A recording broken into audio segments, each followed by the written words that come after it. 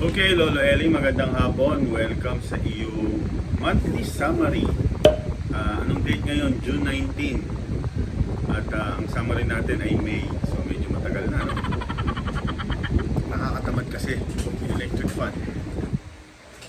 So may summary tayo base sa ating calendar for May 2024. Ito ang mga nangyari. May 1, wala. Holiday. May 2, nilista ko kasi doon. Ayan. So May 2, mayroon nakasulat dito na 10:35, 6:58. Ano yan? May kinalaman yan kay Matthew. Ayan.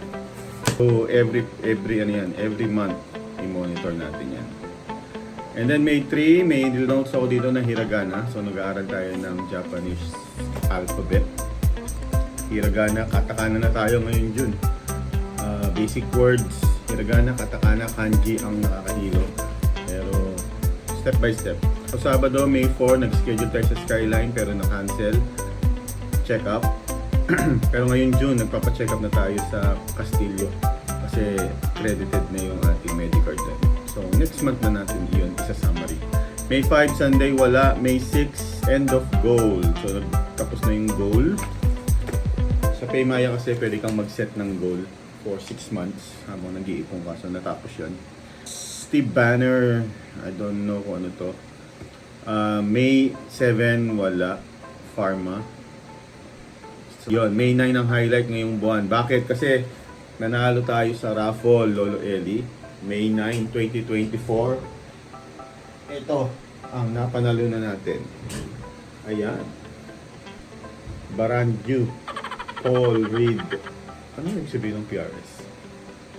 Paul Reed Smith. PRS SE Custom 24 guitar. Actually, hindi ko kilala ang PRS. Nalaman ko lang itong brand ng guitar na to nung nagtugtog tayo. Tugtog tayo, di ba? So, may nag-comment sa akin, nagsiset up ba kayo ng PRS guitars? Sabi ko, ay hindi eh. Pero totoo niya, hindi ko talaga kilala yung PRS. So, ngayon kilala na natin at meron pa tayong PRS. So, nanalo ako ng May 9.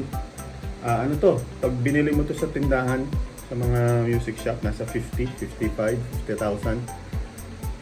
Latest price niya is 47, naka-sale. So, yan.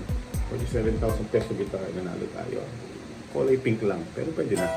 So, for sale siya kasi sumali ako sa CPG, Chris Premium Guitar, January pa eh. So, tinotal ko yung mga ticket na binili ko, nasa 20,000 na. So, kung hindi pong pala natin yun ng 4 months, naka 20,000 na tayo. So, yun. So, napalitan naman ng 50,000 guitar. So, tubo pa tayo ng 30,000. For sale yan ha. I-update natin sa ibang month kung mabibenta natin yan. So, May 11, Toyota check-up. Sabado yun. So, yun. Toyota check-up. Nagpa-check up tayo ng Toyota. 3rd yata yun. 3rd PMS.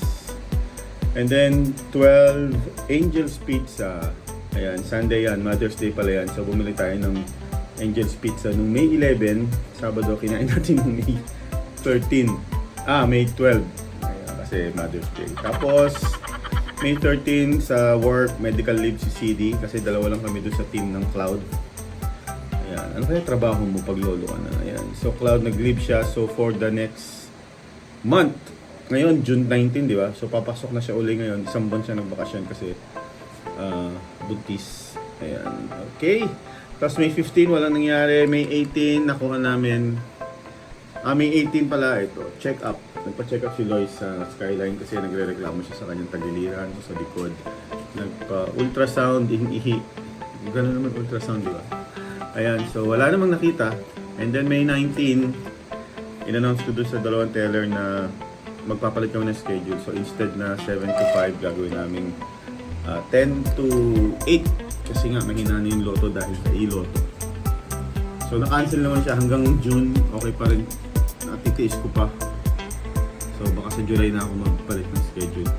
And then May 19, Skyline, lab na ko na yung Skyline check up. Okay na siya.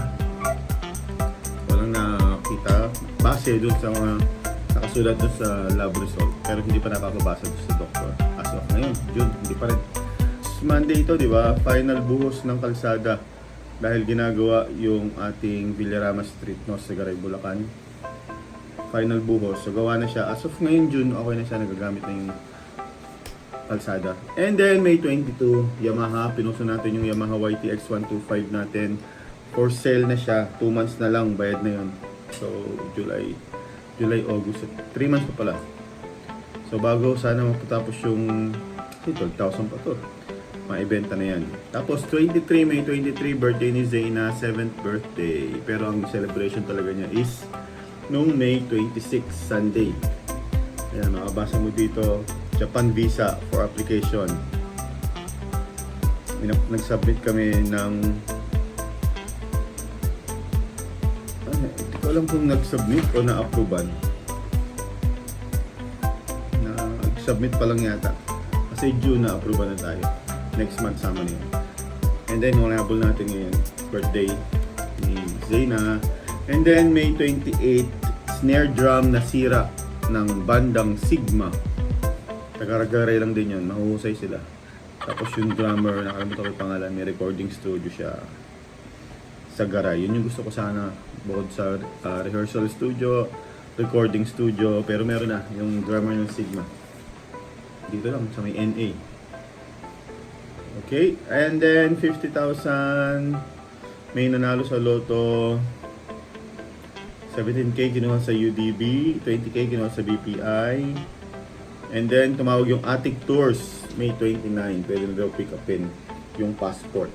And then June 1 nga nalaman na natin na approve dahil kinuha na natin. Okay, and lastly another highlight ng buwan, JS Prom. Teka, may cosplay pala. May 14, hindi natin nabanggit. May cosplay sa Darwin, highlight din yan. And then, May 31, 2024, JS Prom ni Matthew sa Malolos. Doon din yun sa Feliza Jazz. So, sa June, ang tayo na nangyari ngayon June eh. Nabigyan na kita tawagan? Leak. So, June 11 yung graduation. Tapos na rin yan dahil June 19 na ngayon. Alright. So, yun ang ating summary for May. Sana by June mag-summary agad tayo. Pagdating ng July, summary agad tayo ng June. Okay? Thank you and see you next month. Kung may bisita tayo nanonood, subscribe. Thank you. See you, Lolo Eli.